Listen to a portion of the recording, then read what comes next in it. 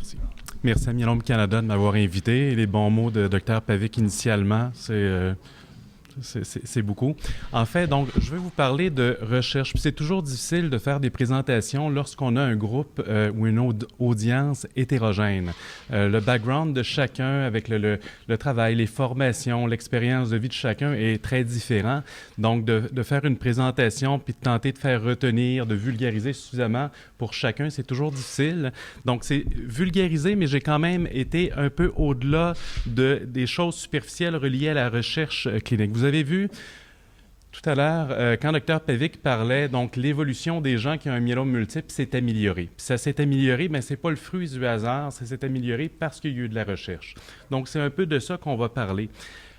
Les médicaments auxquels on a accès au Canada, il y a plusieurs pays où les médicaments sont sécuritaires. Le Canada en est un. Ça n'a pas toujours été le cas. Début des années 1900, donc il y a eu les premières législations où on encadrait un peu les médicaments qui devenaient sur le marché, qui devenaient accessibles à la population pour rendre les médicaments sécuritaires. Évidemment, à cette époque-là, ce n'était pas suffisamment. En 1920, il y a eu des réglementations plus sévères où le ministre avait autorité à savoir s'il acceptait ou il refusait un médicament ou s'il suspendait un médicament qui était sur le marché. Évidemment, au courant de l'histoire, il y a eu toutes sortes d'histoires de médicaments non sécuritaires qui ont été mis sur le marché. Les règles se sont je dirais alourdi, mais pas de façon péjorative, de façon correcte pour la population, pour rendre des médicaments accessibles. Sur quoi se base Santé Canada quand ils ont des médicaments à approuver ou ne pas approuver? Bien, ils se basent sur la recherche. Avant qu'un médicament devienne sur le marché, il faut qu'il soit étudié. Donc, c'est de ça qu'on va parler actuellement, la recherche clinique. Avant de parler de la recherche, souvent quand on aborde les patients par rapport à la recherche, les patients, le premier réflexe qu'ils ont, c'est « je ne veux pas être cobaye ».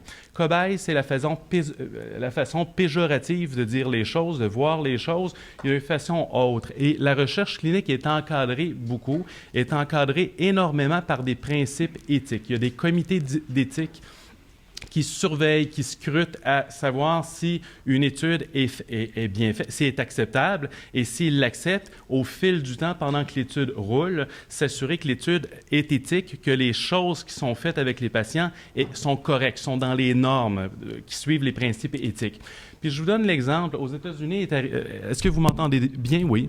Aux États-Unis était arrivée une histoire plutôt déplorable, un drame, où il y a eu une étude sur la syphilis qui avait été effectuée dès 1932 sur la syphilis pour voir l'évolution normale de la syphilis sans traitement.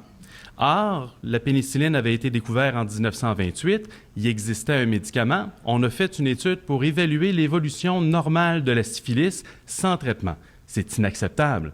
Pourtant, ça l'a passé, et d'autant plus, la population qui était ciblée, c'est des gens de race noire. Donc, tollé, il y a eu un rapport, le rapport Belmont, qui a établi trois principes éthiques sur le respect des personnes, le consentement qui est libre et éclairé, le calcul des risques-bénéfices et la justice pour faire la recherche de façon équitable. Hein, je n'aurais pas le droit de prendre un médicament risqué, pas très étudié, puis dire « je vais l'étudier chez les prisonniers ».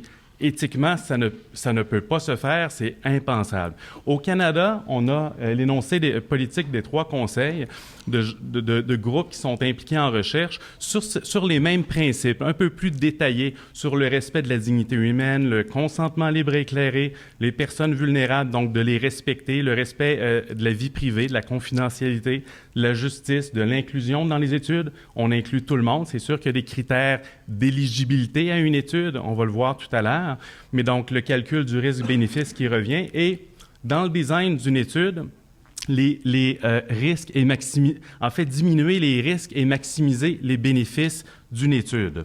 Donc, c'est les principes éthiques qui sont vraiment regardés par les comités d'éthique pour s'assurer que la recherche est bien faite. Elle n'est pas faite juste sur le but de la science, mais elle est faite d'abord et avant tout pour les patients. Puis on va voir tout à l'heure les bénéfices de la recherche, mais globalement, une fois qu'un médicament est documenté. Donc, il est étudié in vitro pour voir s'il y a de l'efficacité. Il est étudié en éprouvette, au-delà des modèles animaux chez l'être humain, pour s'assurer qu'il semble y avoir de l'activité. Est-ce que c'est un médicament prometteur? Si on voit qu'un médicament prometteur in vitro, on peut regarder les mécanismes d'action, savoir un peu comment il fonctionne, comment il marche. Mais éventuellement, il faut passer dans le modèle animal. Puis avant de passer chez l'humain, on utilise les médicaments sur des souris, des lapins. Il y a différents modèles animaux qui existent pour s'assurer. Une souris, c'est plus qu'une éprouvette à quatre pattes. Ça a un foie, ça a des reins, ça reproduit beaucoup plus que ce qui est en éprouvette. Le vivant humain. Ce qui fait en sorte qu'il y a des modèles animaux auxquels les médicaments sont utilisés. Lorsqu'on voit que dans le modèle animal, le médicament semble sécuritaire, semble démontrer de l'activité, d'avoir de l'efficacité contre le modèle tumoral, dans le myélome multiple, par exemple, bien, c'est là qu'on va passer à des études cliniques.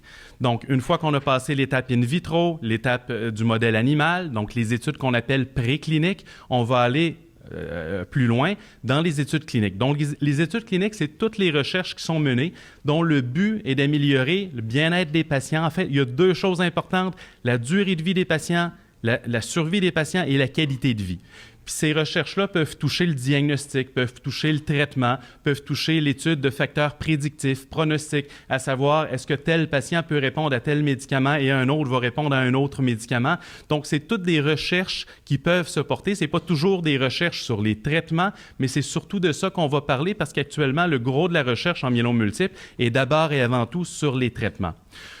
Une fois qu'on a... On passe aux études cliniques, bien, il y a différentes phases aux études cliniques. Les études de phase 1, les études de phase 2, phase 3, puis parfois des études de phase 4.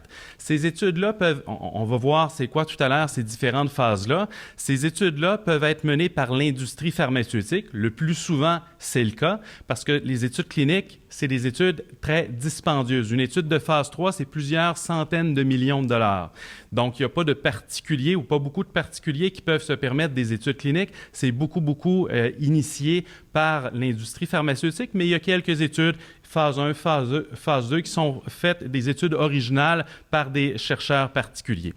Donc, pour parler des études de phase 1, 2, 3, 4, un peu de définition. Enfin, une étude de phase 1, c'est les études, lorsqu'on va chez l'humain, qui sont un peu moins intéressantes. La raison de ça, c'est que le but premier des études de phase 1, c'est d'évaluer la toxicité. Donc, d'évaluer les effets secondaires. Est-ce que le médicament, on vient de passer le modèle animal, est-ce qu'il est accepté par l'humain? Est-ce que c'est tolérable? Est-ce que les effets secondaires sont corrects?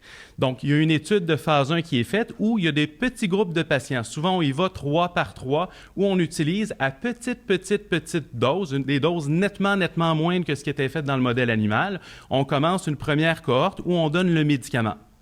Puis on voit, on regarde les effets secondaires, on suit les patients en clinique externe pour s'assurer que c'est toléré.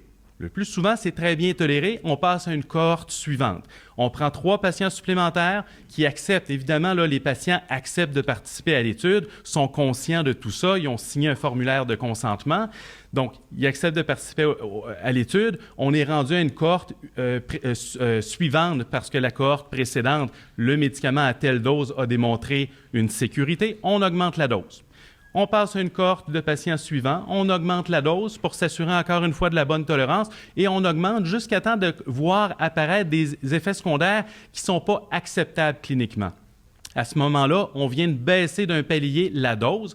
Donc, la dose qui donnait des effets secondaires un peu trop importants, la dose qu'on va utiliser en clinique pour les études subséquentes, c'est le niveau, le palier de dose qui était acceptable pour les patients.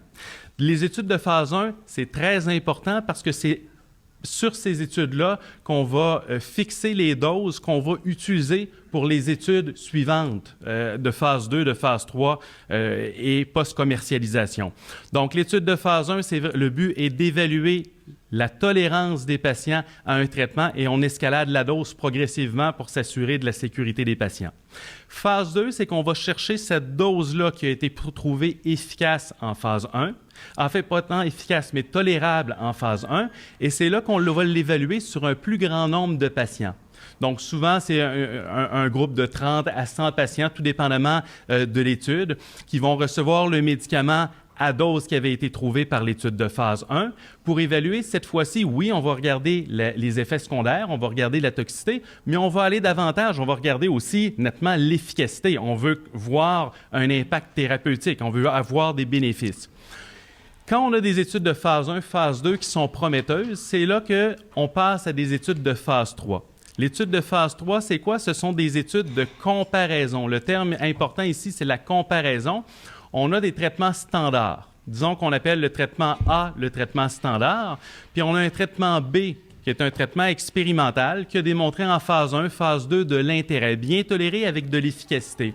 Bien, on veut savoir, ce traitement-là, est-ce qu'il est aussi efficace, plus efficace, moins d'effets secondaires que le traitement standard? C'est là qu'on va passer en ce qu'on appelle en phase 3, où on va comparer dans un gros groupe de patients qui acceptent de participer aux études, de randomiser, je vais vous expliquer le terme tout à l'heure, entre le traitement A et le traitement B. Donc, il y a un groupe de patients au hasard qui acceptent de participer à l'étude, au hasard qui vont être dirigés vers le traitement standard, le traitement A, un groupe de patients au hasard qui vont être dirigés vers le traitement B, le traitement expérimental, et on suit les patients. On leur donne le traitement, on suit les patients avec les marqueurs que Dr Pavic vous a démontrés tout à l'heure, avec les prises de sang, avec l'imagerie médicale. On surveille la réponse au traitement et on surveille les effets secondaires pour voir est-ce que le traitement expérimental est meilleur en termes de survie, meilleur en termes de qualité de vie, mais est-ce qu'il est meilleur? S'il est meilleur, bien, c'est là que ça passe au niveau des instances réglementaires pour voir avec le prix du médicament, avec ses bénéfices, est-ce qu'il est acceptable? Est-ce qu'on peut, comme société, accepter de payer pour un médicament qui semble démontrer de l'efficacité? Donc, tout ça, c'est basé sur cette suite d'études-là, phase 1, phase 2, phase 3 chez les humains.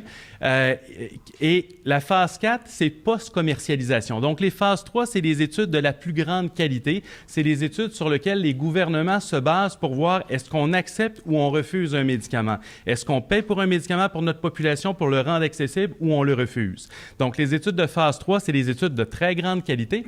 Mais une fois que le médicament il est commercialisé, admettons que Santé Canada a approuvé un médicament, qu'il est utilisé dans notre population, parfois il peut y avoir des effets secondaires qui sont soit rares, qui n'arrivent pas souvent. Donc, quand on étudie 1000 patients, 2000 patients, 3000 patients, on peut ne pas voir certains effets secondaires qui sont très rares ou encore des effets secondaires qui arrivent à long terme, après 8 ans, 10 ans, 15 ans, 20 ans, ce qui fait en sorte qu'il y a des études de ce qu'on appelle des phases 4 qui sont souvent menées par l'industrie pharmaceutique pour voir si leurs produits, soit des effets secondaires rares, soit des choses qui arrivent à long terme. Est-ce que leur produit est efficace et sécuritaire? C'est la raison pour laquelle il y a des phases 4 de fait qui sont post-commercialisation. Donc ça nous concerne moins, mais juste savoir que dans le contexte de la recherche clinique, c'est des choses qui sont regardées.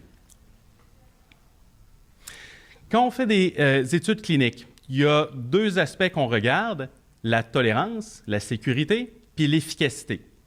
Dans la tolérance ou les effets secondaires, bien, on va regarder ce qu'on appelle la toxicité hématologique. Ça, c'est-à-dire les effets secondaires que le traitement expérimental fait sur les cellules du sang. La baisse des globules blancs avec le risque d'infection, la baisse des globules rouges, l'anémie avec les symptômes associés, la baisse des plaquettes que ça peut occasionner. Les plaquettes aident à éviter les saignements. Donc, on regarde la toxicité hématologique, donc l'effet du médicament sur les cellules du sang pour voir est-ce que le médicament est sécuritaire pour le sang. D'autres types de toxicité qu'on va regarder, les toxicités non hématologiques. Mais ça, c'est tout le reste. Symptômes respiratoires, symptômes digestifs, neurologiques, cardiaques, ainsi de suite. On surveille les effets secondaires qui peuvent arriver sur n'importe quel organe, sur n'importe quel tissu de l'organisme. Puis, sur la base de ces effets secondaires-là, bien, on va, en phase 1, comme je vous expliquais tout à l'heure, trouver une dose maximale, une dose optimale qui est tolérée par les patients. Ça, c'est l'aspect sécurité. Il y a un aspect, donc, bénéfice qu'on va regarder, l'efficacité du médicament, ou à court terme, mais on regarde des taux de réponse. C'est bien qu'un patient, quand on le traite, ait une réponse de grande qualité, une réponse complète, comme on a vu tout à l'heure. Donc ça, c'est une première chose d'avoir une réponse de grande qualité, mais il faut la maintenir, cette réponse-là. Donc, à court terme, on a un marqueur du bénéfice qu'on appelle les taux de réponse, les qualités de réponse, mais parfois, on peut avoir un feu de paille dans le sens qu'on donne un traitement à un patient, le patient répond très bien, le pic monoclonal diminue. Par contre, 1 mois, 2 mois, 3 mois après, oups, ça repart. Donc, d'avoir une réponse, c'est une chose. L'important, c'est de garder la réponse. Donc, à court terme, les taux de réponse, c'est des choses qu'on regarde, mais à moyen terme, on veut aussi que ça dure. Bien, il y a toutes sortes d'objectifs qu'on regarde. Les temps à la progression, les survies sans progression, survie sans événement, l'intervalle sans traitement du moment où on arrête un traitement au moment où, lorsqu'il va y avoir reprogression de la maladie, on va avoir besoin de reprendre un traitement. Ça, c'est tous des objectifs que l'on regarde. Et les objectifs suprêmes, les deux choses importantes, c'est la survie globale, qui est important, la survie des patients et la qualité de vie des patients. Et sachant que le myélome multiple, avec les traitements qu'on a, on a de bons traitements, on peut nettement donner du temps, plusieurs années avec une très belle qualité de vie, mais sachant que ça reste palliatif, on n'arrive pas à guérir la maladie avec les thérapies standards, la qualité de vie est très importante. Je vous montre, les deux prochains clichés vont être reliés aux étapes. Donc, quand on fait une étude clinique, je ne peux pas décider, moi, aujourd'hui, dire, bien, je veux ouvrir une étude clinique, puis pouf, demain, l'étude est ouverte. C'est une suite qui est longue, beaucoup de travail pour ouvrir des études cliniques. Il y a deux types d'études cliniques, grossièrement. Il y a les études qui sont faites par l'industrie pharmaceutique, puis les études qui sont faites par des chercheurs indépendants. Je vous parle d'abord de l'industrie pharmaceutique. Bien, d'abord, quand une compagnie pharmaceutique a un produit à développer, la compagnie peut avoir des produits, peut avoir des chercheurs. Ils n'ont pas accès aux patients, les compagnies pharmaceutiques. Donc, ils communiquent avec les hôpitaux, avec des chercheurs cliniciens qui pratiquent pour tel type de cancer ou tel autre type de cancer, pour voir, donc, voyez-vous des patients qui ont telle maladie, on a un produit potentiellement prometteur, seriez-vous intéressé à participer à une étude? Donc, il y a des communications qui sont faites d'abord avec ce qu'on appelle un questionnaire de faisabilité. La compagnie nous envoie des formulaires pour voir combien de patients on voit. Est-ce qu'on a globalement la capacité de participer à une étude, de recruter des patients dans une étude pour évaluer tel ou tel médicament? Une fois que la compagnie et le chercheur voit qu'effectivement, oui, c'est faisable, à ce moment-là, il y a un contrat qui s'échange, qui s'écrit, il y a une entente par contrat, il y a une négociation par rapport au budget, parce que la recherche clinique, ça coûte excessivement cher. Si j'ai une infirmière de recherche qui travaille à temps plein pour moi, bien, je dois la payer par les sous de la recherche. Donc, quand on négocie un budget, bien, je négocie le salaire de mon infirmière, et ainsi de suite. Ça, c'est pas des choses qui prennent 1 journée, 2 jours, 3 jours, c'est des longs processus de négociation. Une fois qu'on a ça, le budget, le contrat, à ce moment-là, la compagnie va à Santé Canada pour obtenir ce qu'on appelle une lettre de non-objection.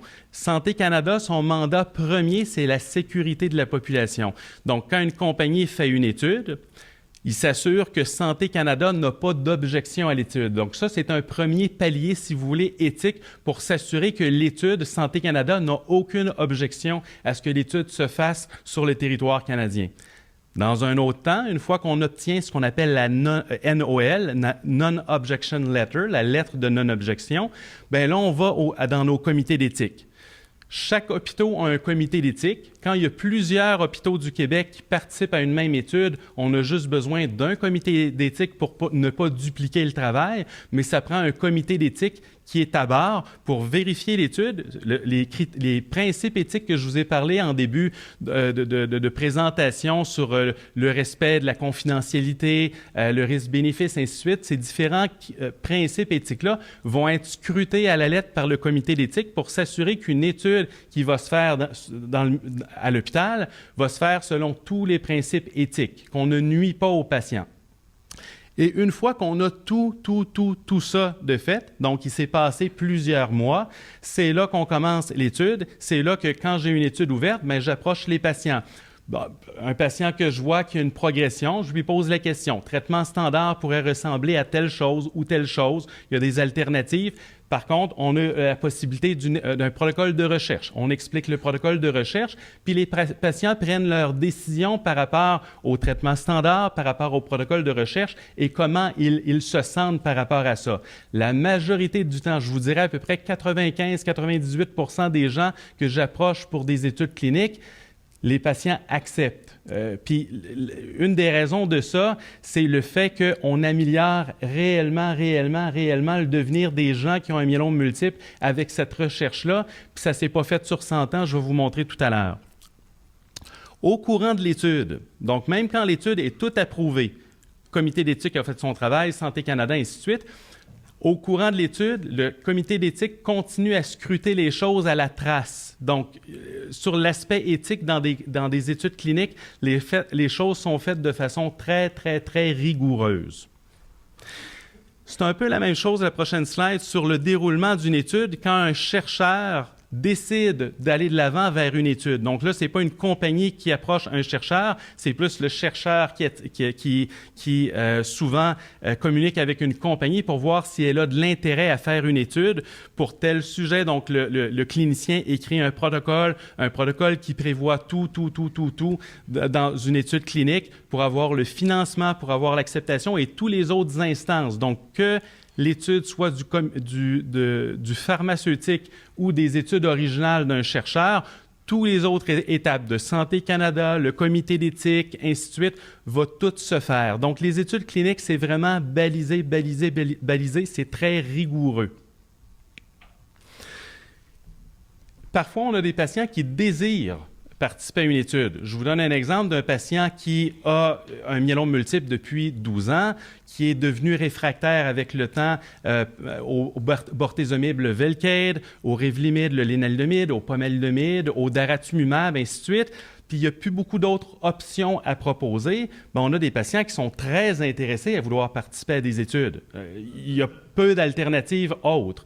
Parfois, un patient peut vouloir participer à une étude, mais ça prend des critères d'éligibilité. Dans chaque étude, il y a des critères d'inclusion. Par exemple, si j'ai un cancer du poumon puis qu'il y a une étude en myélome multiple, je veux bien vouloir participer à l'étude pour avoir accès aux médicaments. Si je n'ai pas le myélome multiple, je ne pourrai pas participer. C'est un exemple grossier, mais parfois, il y a des critères qui font en sorte qu'on ne peut pas participer à une étude même si on le désire. Donc, il y a des critères d'inclusion, des critères d'exclusion, et les critères d'exclusion, c'est fait pour la sécurité du patient d'abord et avant tout. Par exemple, un médicament qui est éliminé au rein, si on met une limite de fonction rénale acceptable pour participer à l'étude, bien, si on a un patient qui est très insuffisant rénal, il ne pourra pas participer.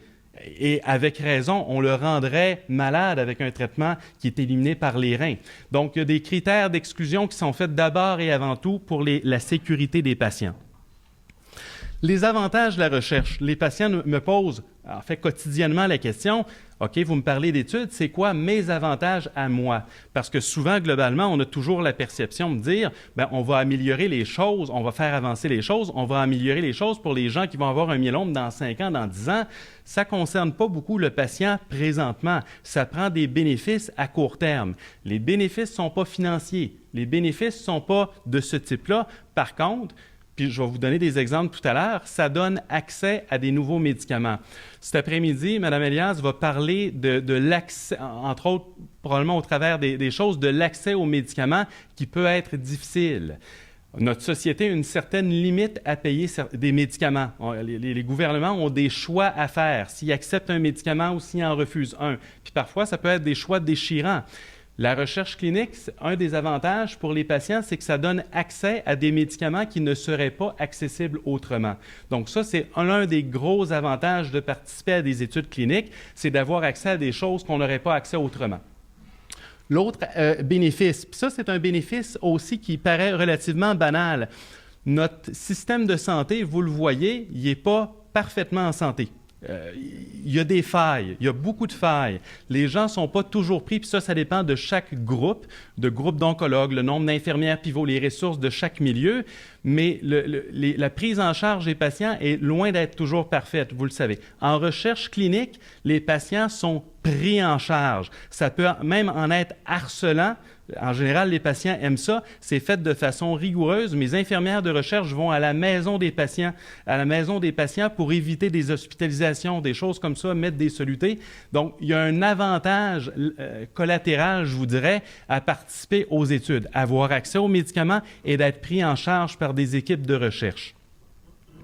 Je vous montre donc la figure ici que vous avez à droite. C'est une figure, c'est l'expérience de la clinique Mayo, mais les différents groupes qui ont fait l'exercice sont arrivés avec les mêmes résultats.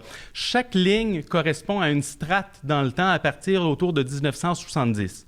Au début, 1970 à 75, 75-80, 80-85, les lignes se superposent. Il n'y avait aucune amélioration dans la survie des patients. Un patient qui avait un myélome multiple en 1970 évoluait de la même façon qu'un patient qui avait un myélome multiple en 1980.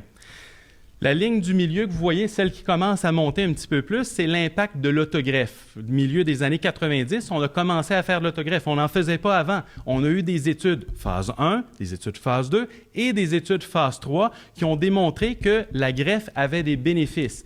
Donc, c'est devenu un traitement standard, puis c'est ce qui a permis d'améliorer au début la survie des gens et la qualité de vie, malgré que c'est un traitement difficile. Donc, les deux étaient améliorés. La ligne que vous voyez un peu supérieure, bien ça, c'est l'impact des nouvelles molécules depuis que la thalidomide, vous allez entendre parler des médicaments cet après-midi, que la thalidomide a été acceptée depuis 1999-2000. C'est là où on a commencé à avoir accès à la thalidomide. Est arrivé le bortezomib, est arrivé le lénaludomide, est arrivé le pomalidomide. Et il y en a d'autres qui s'en viennent sur le marché. On n'a aucune évidence que la survie ne s'améliorera pas au courant des prochaines années. Et ça ne cesse de s'améliorer. Donc, glisser un mot sur le réseau de recherche de Myélome Canada. Tout à l'heure, donc, on a parlé du RRMC. En anglais, on dit MCRN, Myeloma Canada Research Network. Donc, c'est un groupe canadien. Puis le catalyseur, comme on mentionnait tout à l'heure, est Myélome Canada. Donc, Myélome Canada a catalysé des chercheurs, soit des PhD, des médecins, des cliniciens qui ont un intérêt pour la recherche, pour le développement. À travers le Canada, toutes les provinces sont représentées, sauf l'île du Prince-Édouard, mais donc 9 des 10 provinces sont représentées par ce réseau de recherche-là.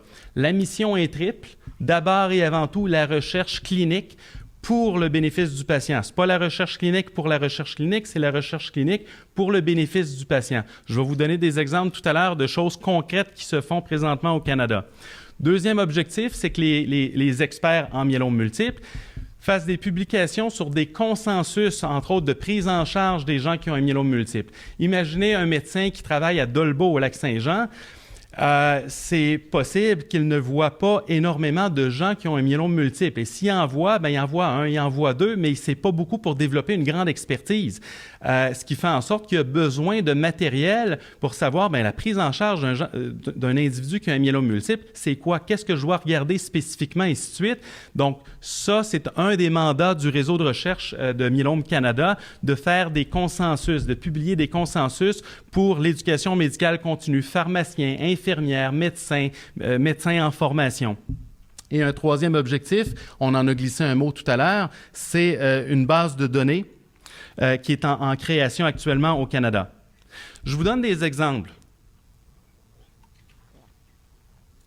Des exemples concrets sur des études cliniques qui sont initiées par le réseau de recherche de Myélome Canada. Je vous donne un exemple d'une étude.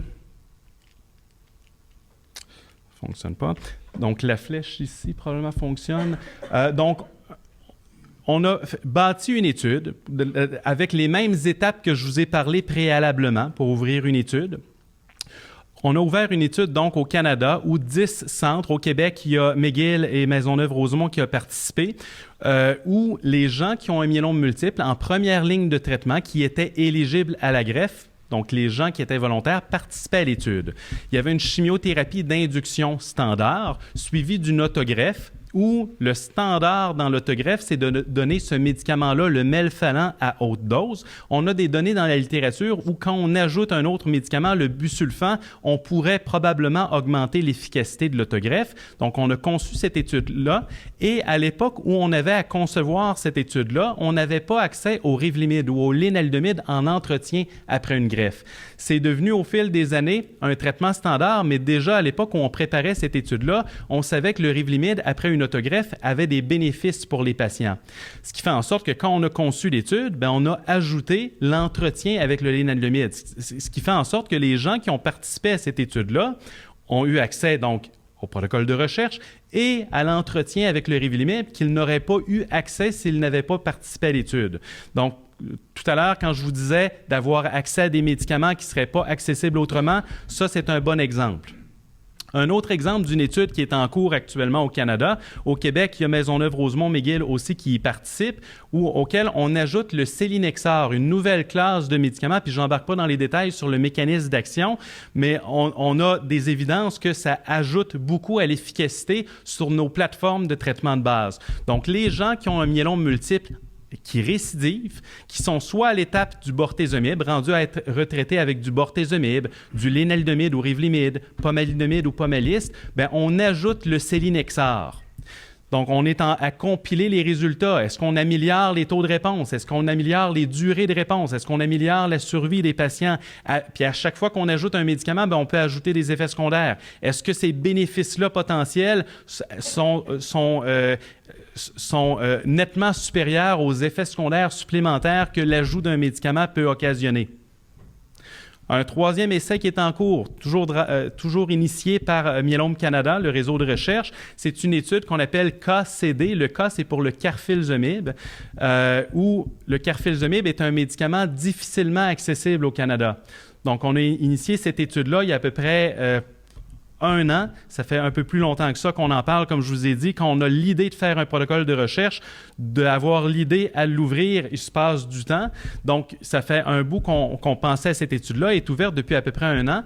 Carfilzomib, cyclophosphamide dexaméthasone, le décadron. Le carfilzomib, il n'est pas accessible. On a fait cette étude-là. Le but, c'est d'étudier le carfilzomib. Il y a des particularités dans cette étude-là, mais ça donne accès au carfilzomib pour la population canadienne. Une 4e étude qui n'est pas encore initiée, ça fait 2 ans qu'on travaille dessus, devrait ouvrir sous peu. C'est le but, il y a différents buts, il y a des buts scientifiques. Pour les patients, le but, c'est de donner accès au daratumumab, un anticorps monoclonal très prometteur, qui est même accessible de façon standard aux États-Unis, il est commercialisé, on ne l'a pas au Canada. Donc, ces études-là, c'est juste des exemples concrets de choses qui se font présentement dans un contexte de recherche clinique qui donne accès aux patients à des nouveaux médicaments prometteurs qui ne seraient pas accessibles autrement. Il y a une expertise canadienne, puis chaque centre, au fil des années, a développé de l'expertise. La génomique à Calgary, l'évaluation de cibles thérapeutiques pour développer des nouveaux médicaments à Calgary, Toronto, l'évaluation de la maladie résiduelle minime, le iceberg qu'on parlait tout à l'heure avec Dr Pavik, hein, le bas du iceberg, ça nous prend des outils pour voir pour être capable de documenter des petites quantités de maladies. Donc, la maladie résiduelle minime, c'est en développement à Montréal, à Toronto, à Maisonneuve-Rosemont. Études sur la mécanistique, comment les médicaments fonctionnent. Est-ce qu'il y a des sous-groupes de patients qui en bénéficient plus que d'autres? On ne veut pas exposer un médicament avec des effets secondaires si on a suffisamment de facteurs prédictifs pour savoir qu'un patient n'en bénéficiera pas. Donc, il y a des études de mécanistique faites à Calgary, à Toronto, la thérapie cellulaire à Maisonneuve-Rosemont, l'évaluation de la maladie à mauvais risque génétique à Montréal, à Calgary. Donc, le réseau permet d'avoir les bénéfices de chacun qui a l'expertise au profit global au Canada. Je vais vous donner des exemples de choses qui sont faites. Donc, au Québec, à Maisonneuve-Rosemont, vous voyez l'hôpital en bas à gauche, où juste en arrière d'une des ailes, il y a la figure à droite qui est le centre de thérapie cellulaire. Donc, il y a de la recherche clinique qui est effectuée, de la recherche originale. Il y a une banque de cellules de myélome, je vais vous en parler, et une base de données qu'on va joindre à celle nationale, donc de Myélome Canada. Toutes ces études-là nécessitent du financement. Une étude clinique, c'est coûteux. Une base de données, ça coûte de l'argent. Il faut engager une archiviste médicale pour rentrer les données. Une banque de cellules, de matériel tissulaire de myélome multiple, c'est coûteux. Tout ça demande des sous. Donc, il y a quelques années, enfin en 2012, la chaire Myélome Canada avait été annoncée, donc elle était créée. Le but de ça, c'est de monter un capital par des dons. Il y a eu des dons de Myélome Canada, des dons de Fondation Maisonneuve-Rosemont, des dons du pharmaceutique, dont Celgene, qui a monté un capital où annuellement, on touche les intérêts pour le fonctionnement de la chaire, pour arriver à faire des projets, arriver à garder l'expertise dans une unité de recherche, puis à faire des projets qui ne seraient pas possibles de faire autrement.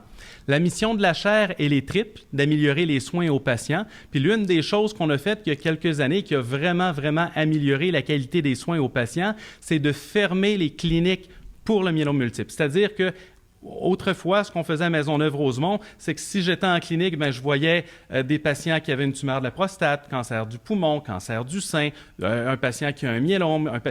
C'est difficile de développer de l'expertise quand on voit tout. Donc, on a développé des cliniques dédiées où c'est toujours les mêmes médecins qui voient toujours les mêmes patients avec les mêmes pathologies pour permettre de développer de l'expertise. L'expertise du médecin s'améliore, mais pas juste du médecin, de l'infirmière, du pharmacien, du physiothérapeute, ainsi de suite. Donc, on arrive à générer une expertise plus grande en changeant nos façons de pratiquer. Un autre objectif, une mission de la chaire, c'est de stimuler la recherche, je vais vous en parler, et une autre, comme un événement comme aujourd'hui, sur la dissémination des connaissances pour les patients, pour l'entourage, pour les médecins en formation, les médecins en pratique, pour les maintenir à jour, les pharmaciens, les infirmières. Donc, ça fait partie des missions de la chaire. À Maisonneuve-Rosemont, au fil du temps, on a participé à plusieurs études cliniques.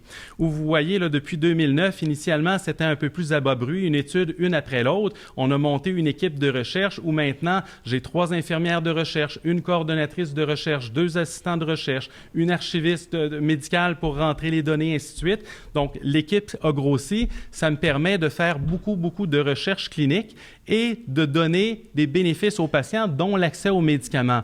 Au fil des années, ce que j'ai mis en gris, c'est des études auxquelles j'ai participé, pas qui ont nuit aux patients, mais c'est des études qui ont fermé parce qu'il n'y avait pas l'efficacité qu'on aurait désirée. Vous voyez que la grande majorité des études, c'est toutes des études qui ont été finalement positives dans un certain sens, qui ont donné accès aux patients à des nouvelles molécules ou dans des nouvelles indications, si vous voulez. Un des sujets qui est très prometteur puis qui est beaucoup étudié actuellement, c'est l'immunothérapie. Donc, en cancer, pour le traitement du cancer, on a la chirurgie, en myélome multiple, pas un très grand rôle, la radiothérapie, la chimiothérapie, l'hormonothérapie pour certains cancers, bien là, se développe depuis plusieurs années l'immunothérapie, donc de traiter le cancer par l'immunité. On sait que dans le myélome multiple, soit de par les cellules de myélome directement ou de par leur interaction quand ils vont se localiser dans l'os au niveau de la moelle osseuse, ça génère toutes sortes de produits qui ont un impact immunosuppresseur, qui diminuent l'immunité. Les gens qui ont un myélome multiple sont immunosupprimés, peuvent faire plus d'infections, mais le fait d'être immunosupprimé aide aussi au développement de la maladie. Est-ce qu'il y a moyen de renverser certains éléments du système immunitaire qui est dysfonctionnel pour le rendre plus performant, pour avoir un impact négatif sur les cellules myélomateuses pour arriver par le système immunitaire à les éradiquer? Je vous parle de l'allogreffe parce que c'est la façon la plus drastique de faire de l'immunothérapie, c'est qu'on change le système immunitaire.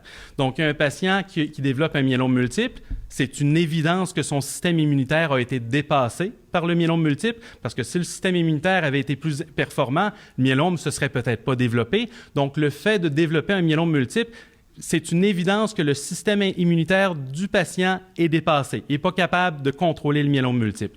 Est-ce que le fait de reconstituer un nouveau système immunitaire par une greffe allogénique, donc on a un donneur qui est un donneur autre, qui peut être apparenté ou non apparenté, donc apparenté dans la famille, les frères et sœurs, ou non apparenté dans des registres internationaux, en France, en Angleterre, en Allemagne, des donneurs compatibles avec un patient ayant un myélome multiple. Ce que l'on désire par l'allogreffe, c'est de refaire un nouveau système immunitaire qui est compatible pour éviter les rejets, mais pas identique, pour que le système immunitaire nouveau soit capable de reconnaître les cellules myélomateuses comme étrangères pour arriver à les détruire, ce qu'on appelle l'effet du greffon contre le myélome, le GVM. Par contre, si le nouveau système immunitaire peut reconnaître les cellules de myélome comme étrangères puis arriver à s'en débarrasser, le nouveau système immunitaire pourrait reconnaître le patient comme étranger, reconnaître son foie, l'intestin, la peau comme étranger. C'est ce qu'on appelle la GVH, la maladie du greffon contre l'autre. Donc, il y a des effets pervers, la GVH, qu'on désire ne pas trop avoir, mais on veut avoir l'effet GVM, l'effet du greffon contre le myélome. On veut avoir l'effet bénéfique de se débarrasser par le système immunitaire du myélome multiple. Ça fait plusieurs années qu'on fait de l'allogreffe en myélome multiple à Maisonneuve-Rosemont. C'est pas un traitement standard. Puis la raison pour laquelle c'est pas un traitement standard, c'est que dans les années 90, la mortalité associée à la procédure, on n'aime jamais parler de ça, mais ça fait partie des faits. Puis c'est l'une des raisons pour lesquelles c'est pas devenu un traitement standard, c'est on semblait causer beaucoup plus de tort que de bien. Il y a 40 à 50 des gens qui passaient pas au travers la procédure. Donc, les gens se sont mis loin de l'allogreffe et c'est toujours resté sous protocole de recherche. Au fil des années, aujourd'hui, c'est de l'ordre de 10 au moins de 10 les risques associés à la procédure. Donc, on a continué sous protocole de recherche, continué à faire de l'allogreffe. On a publié récemment l'expérience de 92 patients qui avaient eu une allogreffe, qui reçoivent une chimiothérapie d'induction standard, qui reçoivent une autogreffe de façon standard pour des gens éligibles à l'autogreffe et qui reçoivent une allogreffe. On appelle ça une mini-allo. C'est l'une des raisons pour lesquelles les problèmes associés à l'allogreffe ont nettement diminué. Ce qu'on a fait, des façons maintenant de faire l'allogreffe, on la fait même en clinique externe. Les gens ne sont pas hospitalisés comme pour l'autogreffe pour la majorité du temps. Je vous montre nos résultats brièvement. Après un long suivi, autour de 9 ans de suivi médian, donc chaque patient en moyenne suivi à peu près 1 an, bien, on a la courbe de survie sans progression. Survie sans progression, c'est les probabilités d'être vivant sans aucune trace de maladie. Au fil du temps, il y a des gens qui vont récidiver. On sait qu'après l'allogreffe, malgré l'allogreffe, il y a 50 des gens qui vont récidiver. Mais ce que l'on voit, c'est un plateau vraiment important où il y a une proportion de la cohorte de patients, autour de 40 des gens qui, à 10 ans, sont toujours vivants sans aucune trace de maladie. Donc, l'immunothérapie, on sait que ça fonctionne, il faut la rendre accessible, il faut la rendre le moins toxique possible. Donc, il y a beaucoup de recherches qui est faite par rapport à l'immunothérapie pour tenter d'aller rechercher ces effets bénéfiques sans les effets secondaires. On sait que malgré l'utilisation des nouveaux agents de traitement, les survies restent limitées. On parle souvent de survie. Moi, quand j'ai commencé en médecine, c'était de l'ordre de 2-3 ans, les survies médianes, malheureusement, du myélome multiple. C'est amélioré. 3 ans, 4 ans, 5 ans. Aujourd'hui, c'est un peu au-dessus de 5 ans. Par contre, les gens jeunes sont les gens qui vont perdre le plus d'années de qualité de vie. Puis des gens, peu importe l'âge, bien, le fait d'avoir un myélome où on a certains facteurs biologiques, que ce soit la génétique dans les cellules de myélome ou que ce soit d'autres facteurs biologiques, il y a des gens où on a une bonne idée à l'avance, par des facteurs pronostiques, qu'un myélome d'un patient peut moins bien évoluer. Donc, dans les études en allogreffe, étant donné que l'allogreffe est risquée, on prend les gens jeunes ou très jeunes ou les gens qui ont un myélome qui est particulièrement à mauvais risque, où on a des signes que le myélome va mal évoluer. Il n'y aura pas l'évolution usuelle.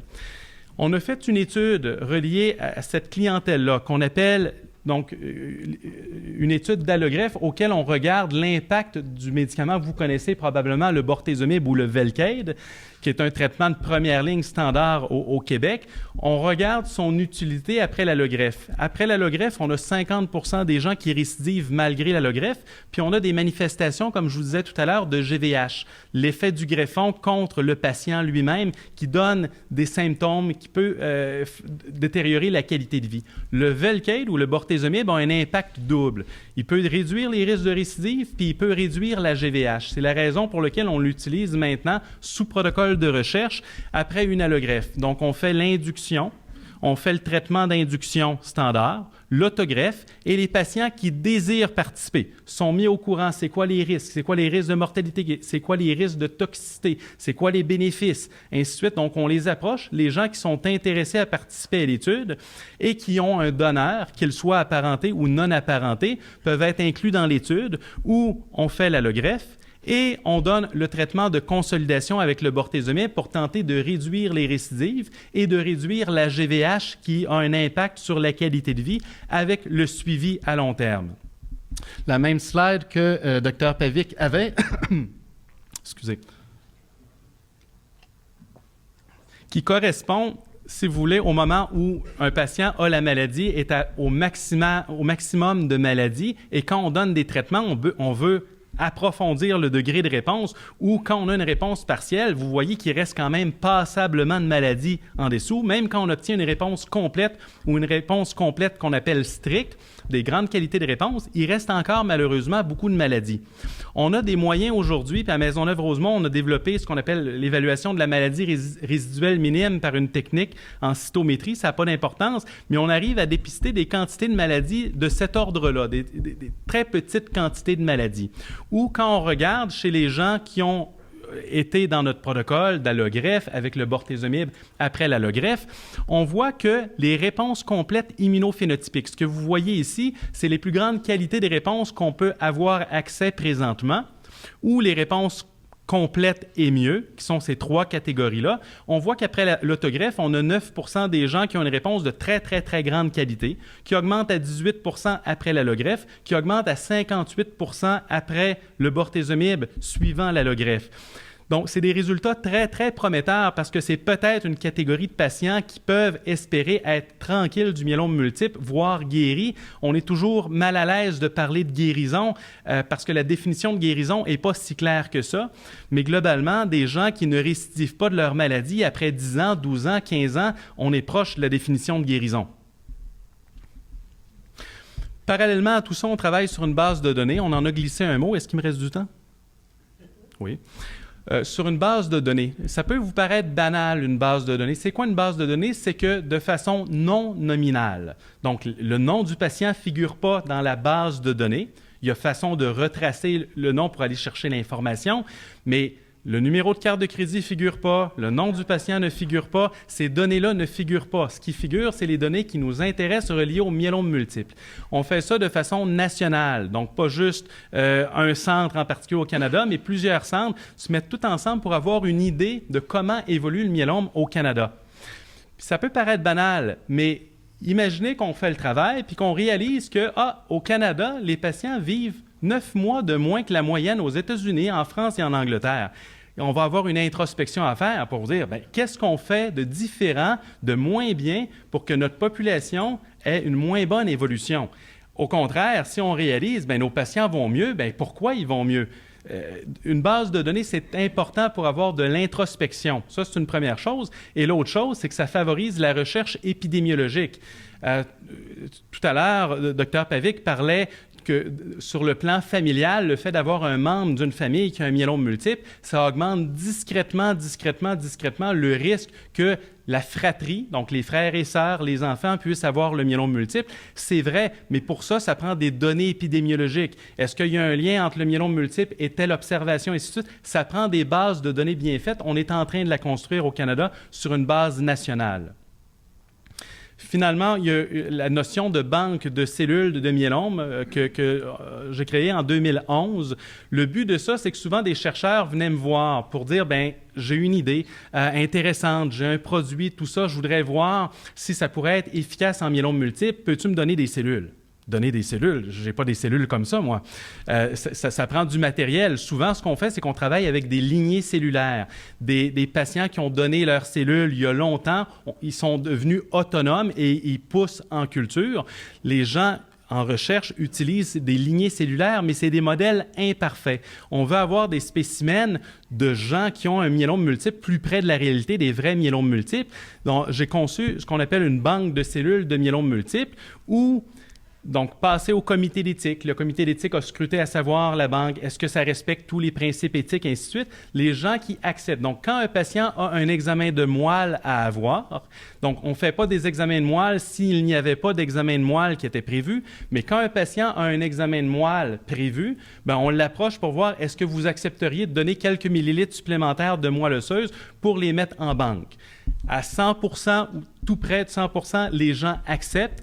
Ce qu'on fait, donc, on caractérise génétiquement les cellules de myélome, on les caractérise de toutes sortes de façons, puis tout ce qui est supplémentaire, on le banque. Comme ça, quand il y a un chercheur qui a besoin de matériel parce qu'il y a une idée, donc ça facilite la recherche, ça facilite l'innovation, le développement, puis les découvertes pour le myélome multiple.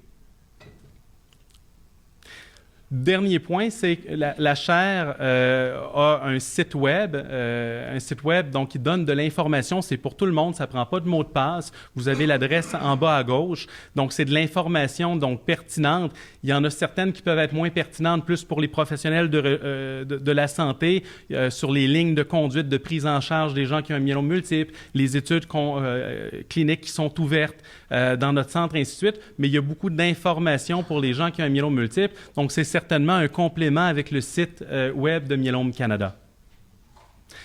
Dernière slide que je vais vous présenter, c'est pas pour passer en détail, les noms sont trop petits de toute façon, mais c'est juste pour vous indiquer que c'est pas exhaustif et c'est une liste de médicaments qui sont en évaluation, qui sont prometteurs en myélome multiple. Donc, juste pour vous dire qu'on peut bien parler de comment vit quelqu'un qui a un myélome multiple aujourd'hui. Ce qui m'intéresse, c'est comment va vivre le patient qui a un myélome multiple dans 1 an, dans 2 ans, dans 3 ans, parce qu'on ne cesse d'améliorer les choses actuellement. C'est pas le fruit du hasard, c'est le fruit de la recherche. Et pour la recherche, le patient n'est pas un objet, est un collaborateur. Donc, en recherche clinique, je vois les patients comme des collaborateurs au même titre que l'industrie pharmaceutique, au même titre que le gouvernement, au même titre que les chercheurs. Les patients doivent collaborer par rapport au développement de la recherche clinique. C'est comme ça qu'on améliore les choses. Merci.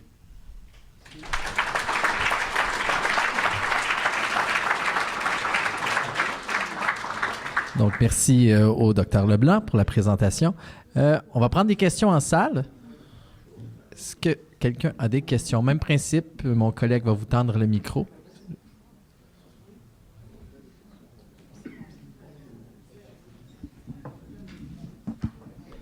Bonjour, docteur. La question est sur peut-être les résultats des recherches que vous faites avec l'allogreffe. On parle que le myélome n'est pas guérissable. Est-ce que les recherches avec l'allogreffe démontrent une nette amélioration de la survie versus quelqu'un qui n'en a pas fait? Donc, quand on dit que le myélome n'est pas guérissable, n'est pas guérissable par les thérapies standards. Puis une fois qu'on a dit ça, il y a un petit pourcentage de gens.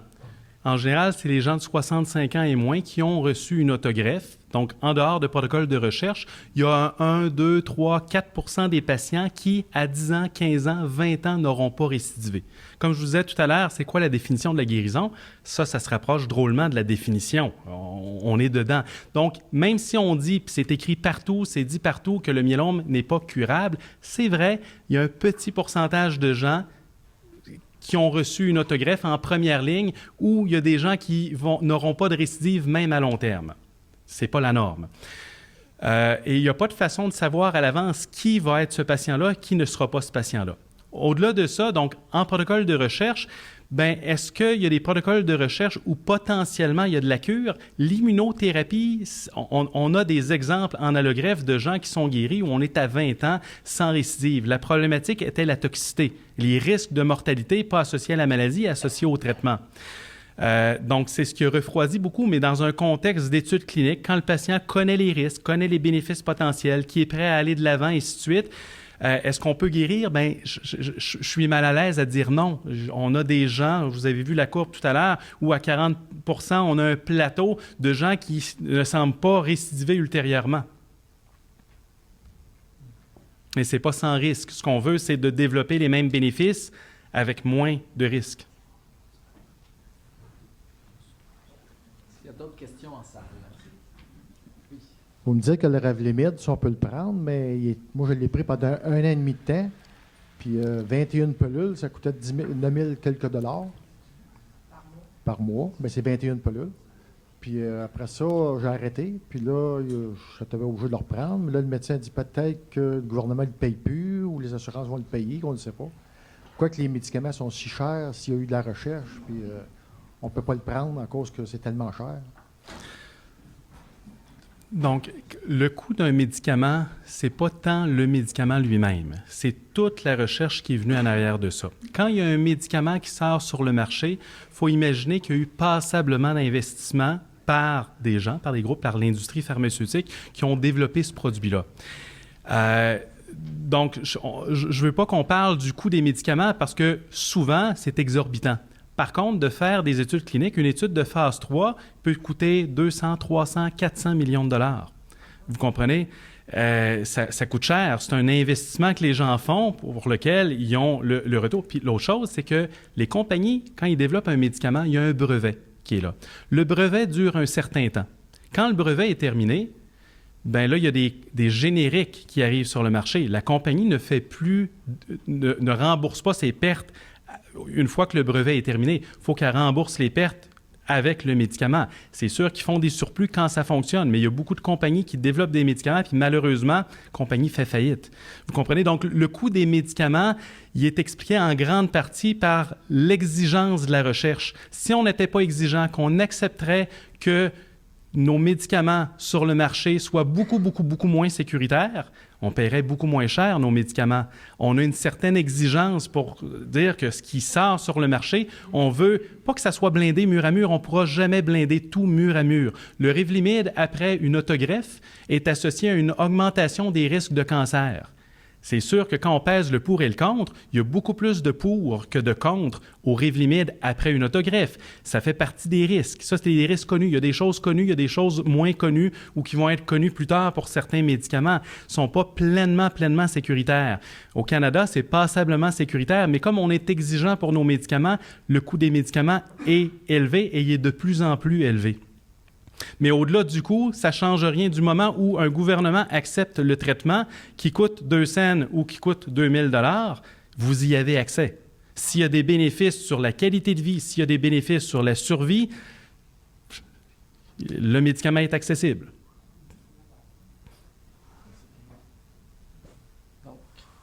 On a le temps pour une question en ligne. Un patient qui serait intéressé par la démarche en essai clinique, qui aurait un intérêt à devenir un collaborateur, comme vous l'aviez dit, quel est le processus? Bien, idéalement, dans l'entourage du patient, idéalement, il devrait avoir de la recherche clinique. Mais comme je vous dis, c'est un gros investissement. Dans mon temps de travail, une grosse partie de mon temps passe à la recherche clinique. C'est un investissement personnel que je fais. Puis ça, je le fais en myélome, mais je le fais pas en cancer du sein, je le fais pas en cancer de l'intestin, je le fais en myélome multiple. Donc, la recherche ne se fait pas partout, à tout moment, pour tous les sites tumoraux. Donc, par contre, il y a des endroits, que ça soit à McGill, que ça puisse être ici, que ce soit à Québec, que ce soit à Montréal, en général, c'est dans les grands centres, bien, il y a possibilité d'avoir accès à des études cliniques. Donc, s'il y a des gens qui sont intéressés à des études cliniques, il faut en parler à votre médecin. Donc, par exemple, si vous avez un myélome qui est en rémission après avoir eu un traitement, bien, il n'est pas question d'avoir une étude clinique. Ça ne s'applique pas. Une étude clinique, côté thérapeutique, c'est relié à un traitement.